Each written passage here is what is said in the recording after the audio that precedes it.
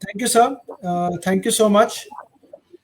It is my pleasure to be here today amongst such eminent teachers, professors, Pravir sir, Shantanu sir, who are guiding stones for us, who have been guiding lights for us always.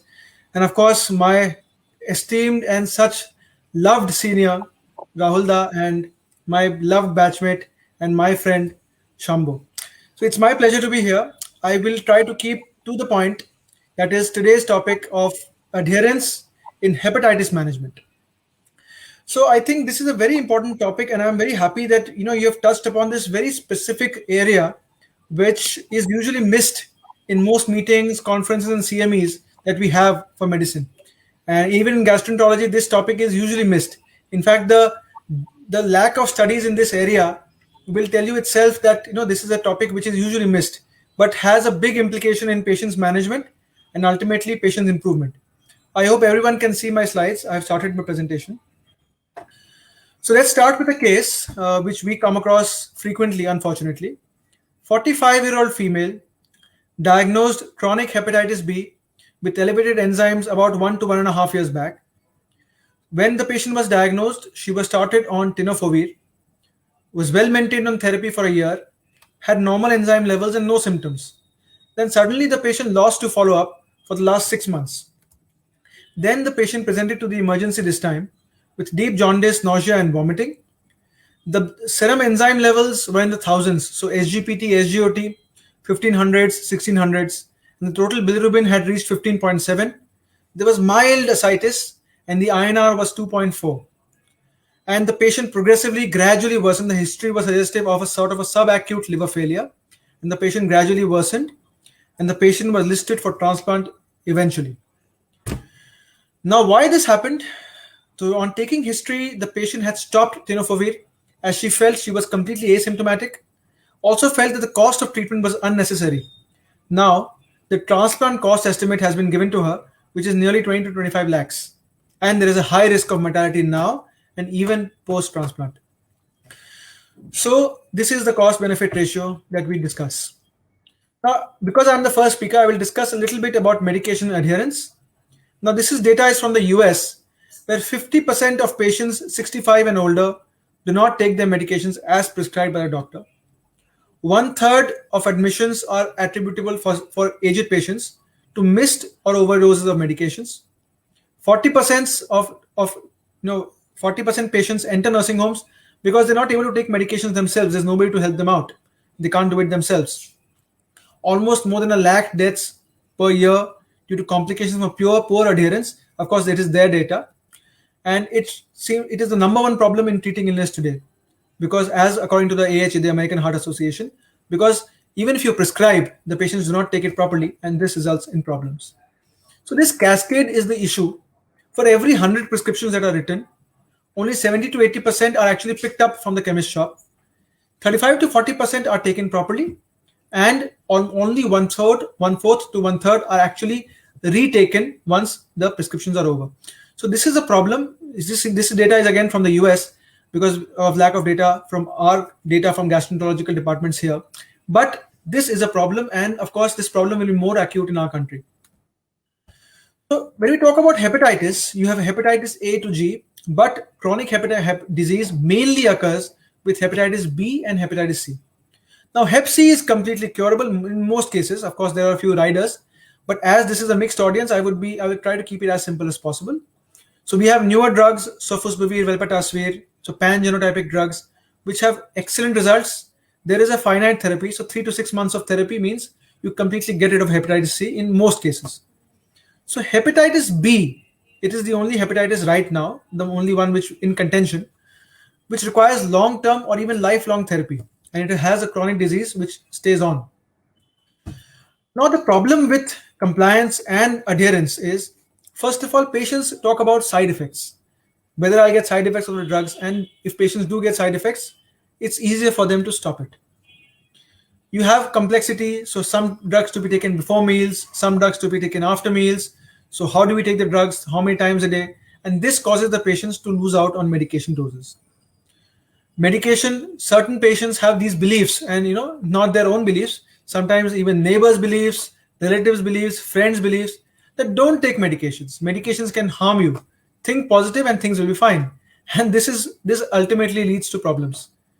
Forgetfulness, especially for the aged, but that's no excuse. Logistical problems, patients going to the pharmacy, picking up medications.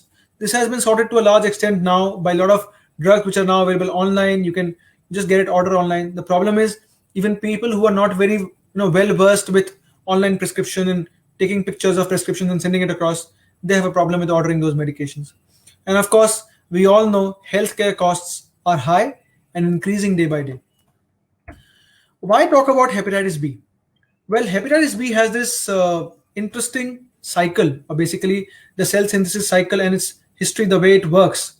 So, with the hepatitis B particle, when it enters the cell, it uncoats. And you can see the nucleocapsid here, which enters the cell. The core particle enters the nucleus. In the nucleus, it forms a closed circular covalent DNA, that is a CCC DNA, which forms. Now, this CCC DNA is the problem, and I'll touch upon it a little later. This CCC DNA integrates with the host's genome and ultimately translates into different proteins which form the virion again, which forms the virus again, and it kind of releases and it goes into the circulation. Now, this is the problem. So just keep that in mind. So there are certain markers which are there in the blood, of course. So there are certain antigens and certain antibodies. And the general public has become well versed with it because of the COVID pandemic, unfortunately. But we have the surface antigen, the envelope antigen, the core antigen. Now, usually the core antigen is not detectable by most cases in normal labs. But for research purposes, you can detect the core antigen, but it's not easily available and not widely available. You have antibodies, mainly the surface antibody, the E antibody, and the core antibody, which you can detect very easily. And of course, you can detect the surface antigen and E antigen by the serology methods. So, the natural history of chronic Hep B and why chronic Hep B is important is 70 to 90% have a chronic asymptomatic infection, and nearly 0.1% per year ultimately end up with hepatocellular carcinoma, death, or have to go for transplantation. This rate of transplantation is low in the country yet. 10 to 30%, nearly one-fourth, I would say, have chronic Hep B, out of which 2 to 10% per year go on to have cirrhosis. So you have one-third of patients ultimately ending up with cirrhosis. And in those cirrhosis patients, nearly 4% per year have decompensation, 2 to 8% per year have hepatocellular carcinoma and death. So this is the issue. And almost only 1% per year have resolution of symptoms and resolution of hepatitis B. So there's a huge chunk of patients which keep having this disease and which keep on gradually going towards severe illness and complications of chronic Hep B. So there are drugs available for hepatitis B.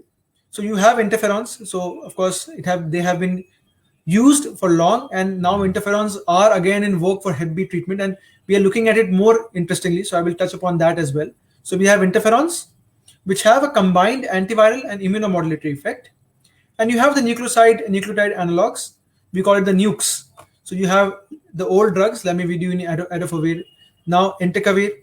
And now tenofovir, we had TDF, now it's TAF, which is a better molecule. So tenofovir, so that is available, alafenamide is available now, which have a direct antiviral effect.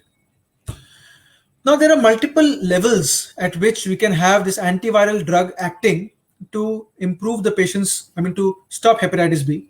So there are multiple areas of research where so first entry, so there are entry inhibitors. Again, you have the molecule trafficking inhibitors, cccDNA formation inhibitors, so that is also being targeted. After that, you have the transcription and translation, which is being affected. So you have RNA interferons acting at multiple levels actually. So nucleocapsid assembly modulators, polymerase inhibitors, cyclophilin inhibitors, and secretion inhibitors. So there are multiple levels which are potential for drug therapy. Of course, we do not have the drugs yet. They are under research. So you have a lot of drugs which are under research. So PEG interferon again is being re-researched for better therapy. So it was always there, and we were actually, manufacturing had stopped in the middle because there was no demand. But we are after the Hep B manufacturers the Hep B drug manufacturers to increase PEG interferon because they have been found to have good results. Of course, Minicludex B, one of the most potential drugs, so which is the viral entry inhibitors. Again, other drugs are also in the pipeline and they are being tested currently. Now, the goals of hepatitis B treatment are to prevent these complications, ultimately prevent cirrhosis, liver failure, carcinoma, and Hep B related death. So, that is what we want. And it's difficult to just measure because it's a chronic disease to measure exactly what level we are at and how we are preventing it. So, we have certain surrogate markers used to measure the efficacy of treatment. So, we use liver enzymes, we use fibroscan elastographies, DNA levels, other serological markers. There's fibrotest and APRI and so many things which are there, which helps us find out what state the liver is in, what level the hepatitis B is in, and how we are going to improve it. Now, unfortunately, why adherence is important. You see, in all the drugs, so this is a general idea for the drugs which are using. So there's entecavir, TDF means tenofovir disoproxil fumarate, TAF is tenofovir alafenamide, the newer variety of tenofovir, and peg interferon. If you would see, at around 1 year or so, undetectable DNA is seen in around 60%, 70% of patients who are on nucleoside analogs. Peg interferon is only 25%. HbA1c loss. Now, why HbA1c loss? Like I mentioned, the surface antigen is basically manufactured by the virion. So it's a surrogate marker which tells us what kind of replication is happening of the virus inside the body. So the surface antigen titer is very important, and the loss of surface antigen will tell you, yes, there's a good chance the patient is towards cure or has been cured, and the loss is only 2% to 3% or even 1% at 1 year of follow-up. During extended treatment, even with extended therapy, you would see, maybe 72 weeks or even more, even with 5 to 10 years, only 10% of loss is the maximum you get of HbA1c. And this is a problem. And especially in these patients, this HbA1c follow-up, when you follow up, this is a problem because this loss, until this happens, we cannot call the patient cured. Even after that, of course, is a question mark. But at least until HbA1c loss happens, it's very difficult to call the patient cured, and therapy has to be given. So, like the many-headed hydra, of lore, we cut one head and two grows in its place. This is the problem with hepatitis B. Why hepatitis B is a problem is all because of this cccDNA. So the cccDNA, it goes into the nucleus and it integrates with the genome, and it has the ability to self-replenish. Now, this cccDNA, the moment it starts manufacturing and replicating, until this happens, you have to remove the hepatocyte itself if you actually want to remove this DNA component. And because the chronic Hep B infection, the immune response is very weak. It's a mild, gradual immune response. So you do not actually clear the infection and virus when this happens. And it persists in the liver of persons who have recovered from acute Hep B infection with HbA1c to hepatitis surface antibody seroconversion. Even patients who have seroconverted, we have found some cccDNA fragments and strains to be there inside the patient's liver. The nucleoside analogs, the drugs which are mainly used, the oral drugs, they mainly are working in the pre-genomic RNA and synthesis of HBV DNA in the cytoplasm. There is no direct effect on the cccDNA. So work has been going on, but the current drugs don't work there. So the drug is just working until there is manufacture of the virion. The drug is not working. The interferon, of course, has both antiviral and immunomodulatory activities. It may enhance cccDNA degradation and some kind of genetic modification as well, epigenetic modification as well. But again, the HbA1c loss with or without therapy is maximum 1% per year. So this is the problem, because even interferons are not completely effective, and you can see the data. I showed you the data there, and this remains the problem with Hep B therapy because there is no defined cure yet, and this remains an issue. And once the patient's HbA1c loss actually occurs, the risk of adverse events and clinical outcomes is improved. So risk of adverse events comes down and the patient's outcomes improve. Now, in previous years, we used lamivudine, which had a very high drug resistance, so around 70% after 5 years. So when entecavir came into work, of course, this came down to less than 1% after 5 years of continued therapy. And even after 8 years with tenofovir, less than 1% was the resistance, and that was mainly resistance which was in vitro, and in vivo we found that hardly we used to find resistance. But patients who were lamivudine exposed, this used to go up. So for patients who were lamivudine exposed, this resistance was nearly 50% for entecavir. So antiviral treatment is very important because it has been shown to improve liver histology. So the moment a patient stops a drug and gives a gap and then starts to restart, there is a risk of resistance that we are faced with. So this is another thing which we are dealing with, and that is why adherence is very, very important for our patients. After 240 weeks, that is around 5 years of tenofovir, 87% had decreased inflammation and 52% had decreased fibrosis. And 74% patients of in a study who had cirrhosis had no longer had cirrhosis after long-term therapy with TDF. So the important thing is this drug therapy and the compliance of drug therapy has implications in multiple areas, not just for prevention of resistance, for prevention of Hep B manufacturing, that is Hep B replication, but also it improves liver histology in the long run. So this is something which we have to look at because this has an implication in long-term patients management and mortality as well as morbidity. So what are the consequences of missed therapy? Hep B flare. So there is Hep B flare, the enzymes become very high, which has a high morbidity and mortality. The patients can develop ALF, which is acute liver failure. There can be gradual subacute liver failure, which has very poor prognosis. Of course, patients who have chronic liver disease, cirrhosis, underlying cirrhosis, they go on to have acute and chronic liver failure if there is a flare of Hep B. And ultimately, even if they don't develop a flare, the disease progresses. And I'm getting more and more patients who have liver cancers now. And you have this liver cancer, HCC increases to significant effect when there is progression of fibrosis. So what are the challenges in compliance with drug therapy of hepatitis B? So one is the cost of therapy. Of course, cost has come down in recent years with all the drug therapy which is available, increased manufacturing, increased competition in the market. So now the cost is around 800 to 1,000 rupees per month. That's the cost for about tenofovir or entecavir. 800 to 1,400 depending on the company and the brand. You have to use the medication daily. So some patients have an issue with using the medication daily and they don't want to take the medication daily. The benefit, of course, the plus point with hepatitis B medication is it is only once daily. So that is something which they should understand. And there are hardly any side effects. Still, patients have this daily use of medication and they don't want to do that. So a lot of patients come to me and tell me, so I cannot take the medication. Do I need to take it daily? Of course, the next is lifelong therapy. And this is a problem because as we saw, HbA1c loss occurs very in a very small amount of patients and after very long. So therapy is long term and especially lifelong in most patients once they start a drug. And this is a problem because patients always, anybody would want a defined quantum of therapy. They would want therapy for maybe a month, 6 months, a year, 2 years. But when it goes beyond that, that is the point where patients, they say that, sir, we cannot take that therapy for how long, and how long are we expected to take that therapy? So they always come back to me and ask, sir, do I have to keep taking it? And I always have to tell them, no, you have to keep taking it. The other point is insight and knowledge about the disease. So unless we discuss with our patients, especially with hepatitis B, it's very difficult. We have to impress on them the understanding that this is a chronic disease. Unless you take the drug therapy lifelong, you will develop complications, and those complications can be life-threatening. So you have to realize this drug is protecting you.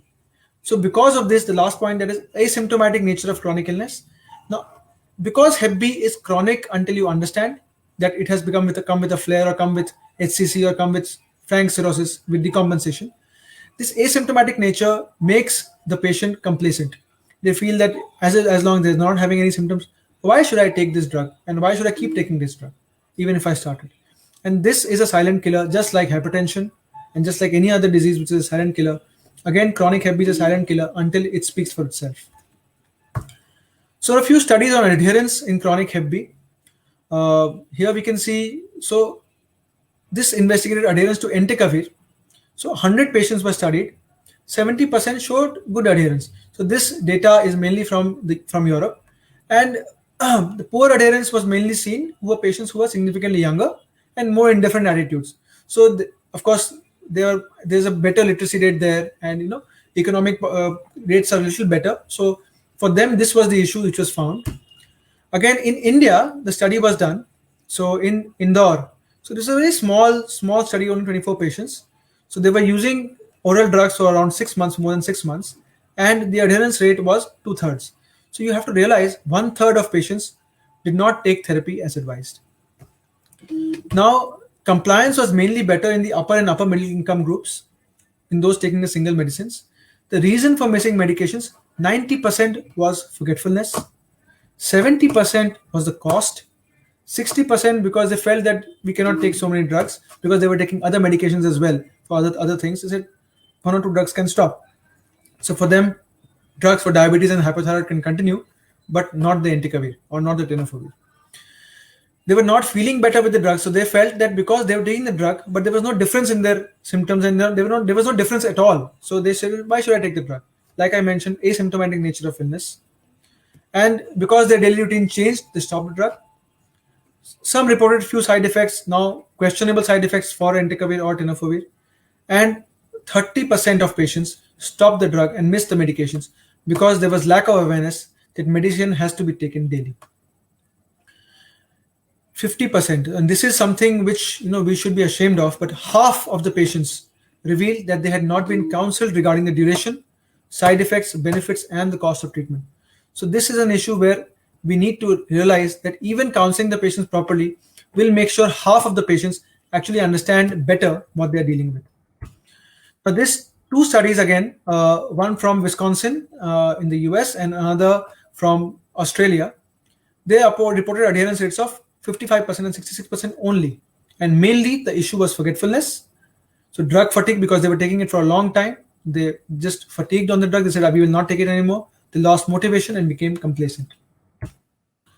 Now, another link to Wuhan, this study on Hep B, where 16.5% patients only had high adherence, 32% patients had medium adherence, and 50%, nearly half of the patients, had poor adherence.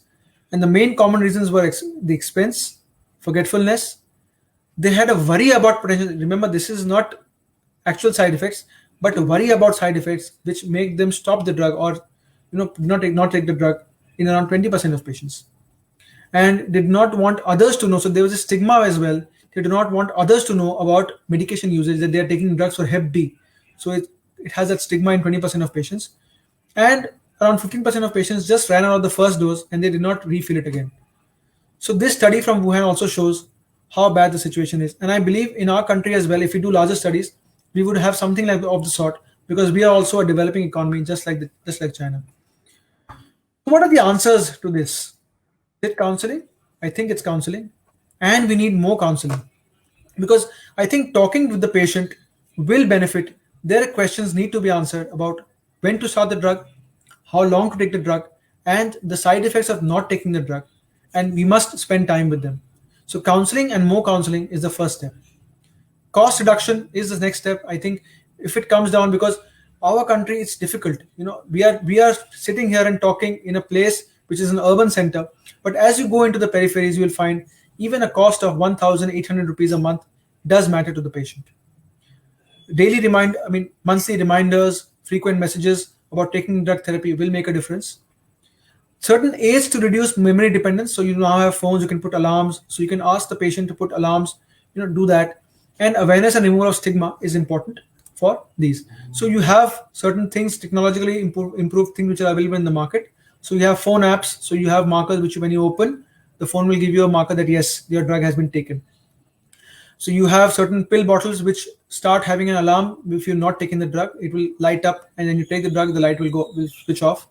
And you also have certain chips which can be embedded, which are now being embedded in certain drugs, mainly expensive drugs. And you can put in it's basically a sticking pad. It's a tracker, which when the drug goes in, it gives you an alarm that the drug has been taken. So if you miss it, that alarm is missed and it gives you a notification. Of course, these are again expensive items, and I'm not sure how long and when they will be available in our country and for how many percent of the population, because I think it's only for the people who are in the rich urban centers. From our experience, there is an unpublished data from Maharashtra when I was studying there and we were working on it. The median intake of hepatitis B drug was only 14 months in rural Maharashtra and semi-urban Maharashtra. Only 14 months. So can you imagine a patient who was supposed to take lifelong therapy, they ultimately stop therapy in 14 months. And this is a problem in centers because Hep B then comes with a lot of complications. So to summarize, I think chronic Hep B needs long-term treatment till we wait for better drugs, and we need maybe lifelong therapy. Poor adherence can be life-threatening, like I mentioned. Acute liver failure, subacute liver failure, hepatitis B flare, and ACLF. The main key is counseling and follow-up. For it causes better adherence, and the cost needs to be controlled. We now have the National Viral Hepatitis Control Program, the NVHCP. Is that the answer? Because just like we had for the DOTS program, the DOTS RNTCP program, can we improve compliance of our patients of hepatitis B and of course hepatitis C with the defined therapy? So can we improve compliance with this national program? This has to be seen, but I believe that could be one answer where you can completely follow up patients on monthly intervals and the drug is given to the patient, just like for DOTS program. And we ultimately have better compliance in our patients who are on therapy. Thank you so much for listening to me. I think we can conquer Hep B properly if we give the right drug and with the right compliance and adherence to therapy. Thank you so much.